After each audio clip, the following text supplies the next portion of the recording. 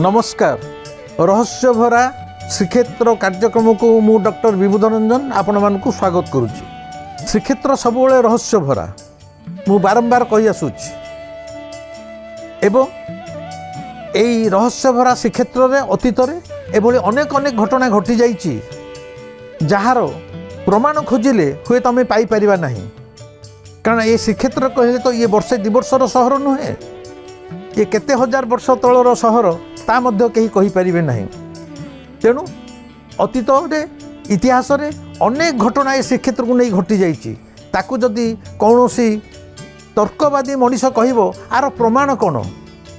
अनेक घटना जीवन में घटी जाए जहाकू प्रमाण करी हबो नहीं कि प्रमाण सिद्ध करी हेबो नहीं। किंतु घटना अतीत रे घटी जाइछि, एबे मध्य घटुची, आगामी दिन रे मध्य श्रीक्षेत्र रे घटुथिबो। तार एकमात्र कारण हैला एई रहस्य भरा श्रीक्षेत्र जी अधिपति से निजे रहस्यमय मोर प्रिय श्री जगन्नाथ। विश्वास करा जाए जे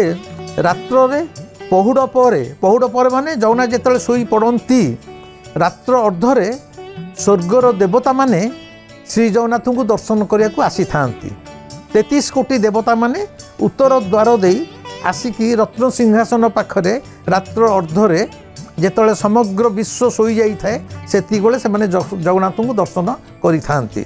गोटिए थर स्वर्गर देवता इंद्र बा इंद्र देवता जगन्नाथ को दर्शन करि आसीचंती। राति गाढ़ राति तांको प्रबल भोक होइछि, ता छडा भाबिचंती आसीछि जेतले टिके जगन्नाथ को महाप्रसाद खाइबी। सी आसिकी सेतबले आनंद बजार रे गोटे सुआर पाखे से सुआरटी शोची ताकू उठेइचंती, कहचंती अरे पुओ मते भारी भोक होउछि, मते किछि खाइया को दे।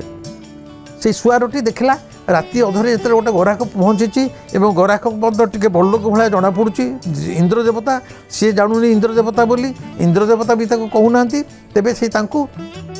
खीरी पूरी पिठा जिते सब दामी जिनस थिला इंद्र देवता को से खाइया को देइछि। इंद्र देवता पेट पूरा किरी खाइचंती। खाई साइला परे पैसा न देई सांगे सांगे डगडग होई चली जाइचंती। सुआर पछ अरे बाबू तू खाइलु पैसा कोन दबुनी, सी तांक पाखे तो पैसा नहीं, सी डगडग की चलचंती। सुआर कहला अरे हे ये तो घाटा पड़गला, मु भाविली गोटे राति अधर किसी व्यवसाय बेपार हम बोली ये लोकटा खाइला पड़ुची सी पर आम पुरी सुआर सी मंदिर भीतर सुआर सी छाड़ पछरे गोडेला कौन। एवं देव इंद्र देवता आगे आगे डगडग कर चली जाऊँच, ये पछे पछे गोड़े सी आगे आगे इंद्र पछे पछे आम सुआर जाई जाई जाई जाई सी दौड़, ये भी पछे दौड़ुची। फाइनाल किछि बाट गला पर समुद्र कूल गोटे पाखे किनी इंद्र देखले ये मते छाड़बनी एवं प्रकृति सुआर धरी कि बाबू तू खाइलु पैसा नहीं हुए तो कौन तू पड़ुथु कौन ठकिकी, एमती तो मुझे देखनी। इंद्र कहले देख मु दुखित तुम मते चिन्ह पारुना, मु हूँ स्वर्गर इंद्र, मु जगन्नाथ को दर्शन करने को आसी किंतु तमर जो टंका बा पैसा ये चलुची से मो पाखे किसी नहीं। जेमती सुआर जाना ये स्वर्गर इंद्र देवता सांगे सांगे गोड़ तल परी मुंडिया माइला, कहला प्रभु मते क्षमा करो, मु तो जानी आपण मते परिचय दे था, जदि पैसा नहीं मते कही था मुझे तुमको छाड़ी दे था।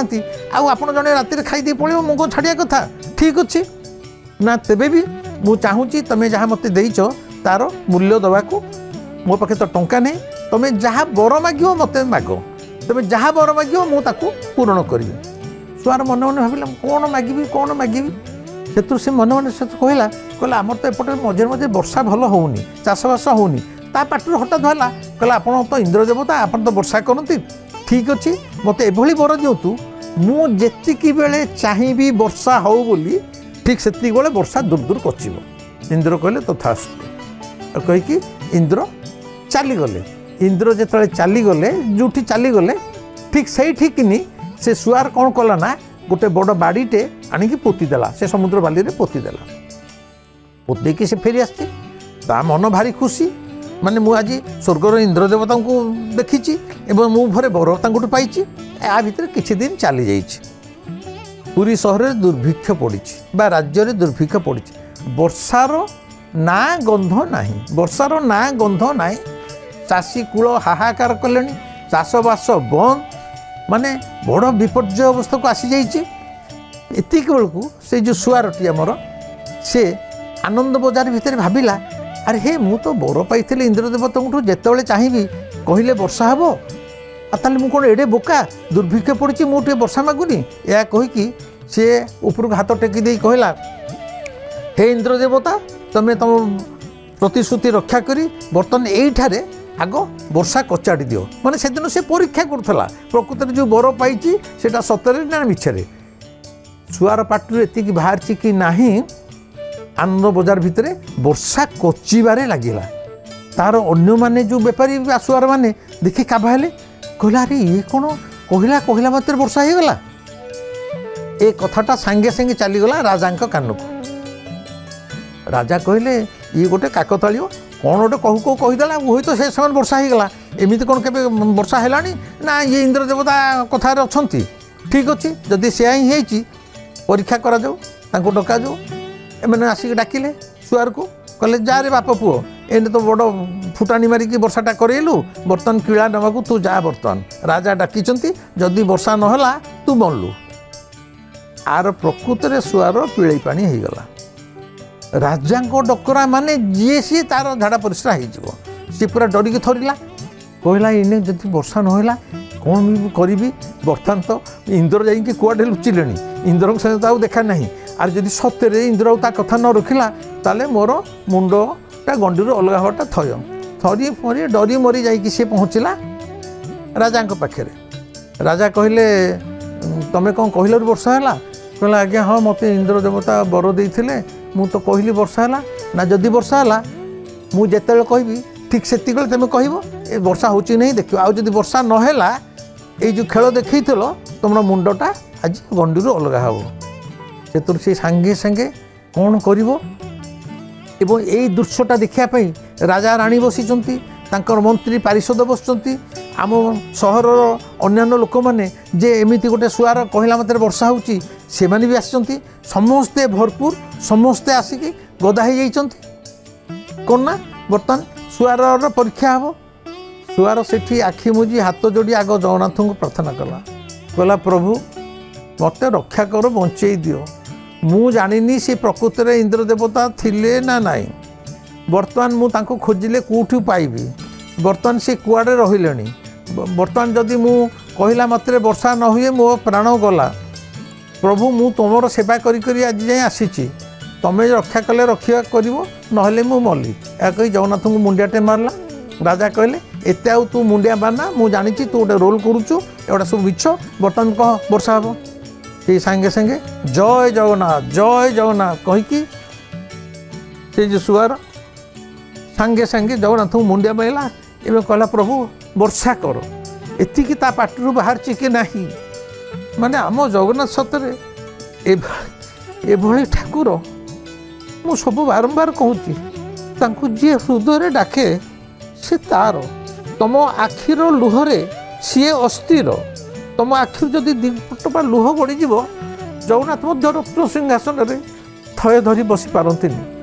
एवं शुआर कही ढू ढू होगी वर्षा कचाड़ा घड़घड़ी चटचटी माड़ी वर्षा पचाड़ा राजा काबा